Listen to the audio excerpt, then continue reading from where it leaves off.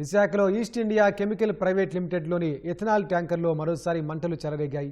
మళ్లీ మంటలు వ్యాప్తి చెందడంతో అదుపు చేసేందుకు న్యావీ అధికారులు హెలికాప్టర్ సహాయంతో రెస్క్యూ ఆపరేషన్ కొనసాగిస్తున్నారు.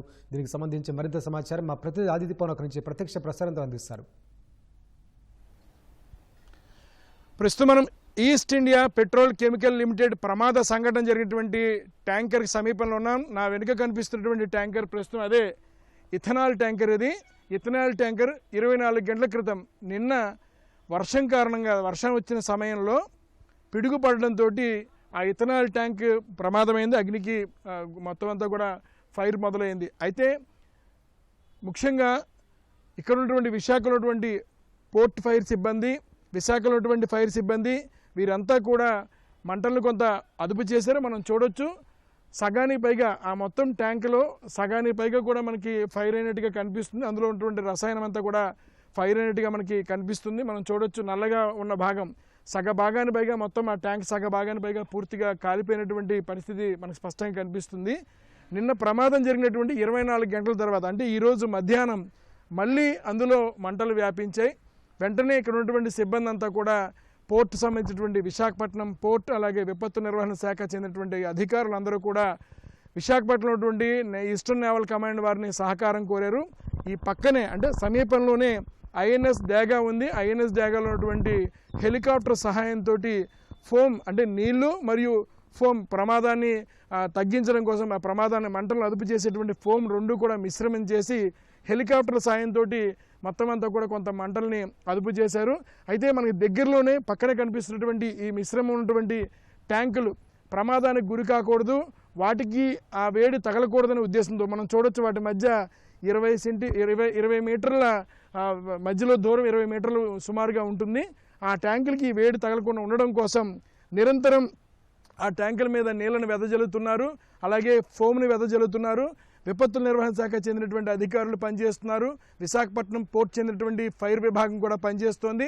అలాగే ఈస్టర్న్ నేవల్ కమాండ్ చెందినటువంటి వారి సహకారం వారు కూడా ఈ రెస్క్యూ ఆపరేషన్లో భాగస్వాములు అయ్యి హెలికాప్టర్ల ద్వారా ఆ పైన ట్యాంకర్ పైనుంచి ఇథనాల్ ట్యాంకర్ పైనుంచి మొత్తం అంతా కూడా ఫోమ్ని వెదజల్లి మంటలను అదుపు చేస్తున్నారు. అయితే ప్రస్తుతం మనం చూడొచ్చు అక్కడంతా కూడా సగానికి పైగానే ఆ ట్యాంక్ అంతా కూడా కాలిపోయి మనకు స్పష్టంగా కనిపిస్తుంది.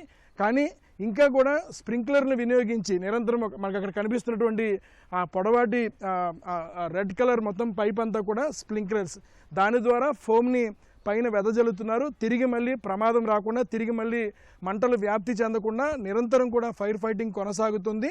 విపత్తు నిర్వహణ శాఖ చెందినటువంటి ఫైర్ ఇంజిన్లు పనిచేస్తున్నాయి. విశాఖపట్నం పోర్ట్ చెందినటువంటి ఫైర్ ఇంజిన్లు కూడా పనిచేస్తున్నాయి. మరోవైపు ఈస్టర్న్ నేవల్ కమాండ్ చెందినటువంటి హెలికాప్టర్లు కూడా నిరంతరం కూడా వాటికి ఫోమ్ వెదజల్లి తిరిగి మళ్ళీ మంటలు వ్యాప్తి చెందకుండా ఒక ఫైర్ ఫైటింగ్ని కొనసాగిస్తున్నారు. ఈ రెస్క్యూ ఆపరేషన్ ఈరోజు మధ్యాహ్నం మొదలుపెట్టారు, నిరంతరంగా కొనసాగిస్తారు. ఇప్పుడు కూడా కింద ట్యాంక్ కింద భాగంలో ఏమాత్రం కూడా వేడి అవ్వకూడదు, ఎందుకంటే ఆ వేడి పక్కనటువంటి ట్యాంకులకి వ్యాప్తి చెందకూడదు కాబట్టి నిరంతరం కూడా ఫైర్ ఫైటింగ్ చేస్తున్నారు. పక్కన కూడా ఎందుకంటే ఇవన్నీ పూర్తిగా రసాయనంతో నిండినటువంటి ట్యాంకులన్నీ కూడా ఉన్నాయి. ఇథనాల్కి చాలా మండే స్వభావం ఎక్కువ ఉంటుంది.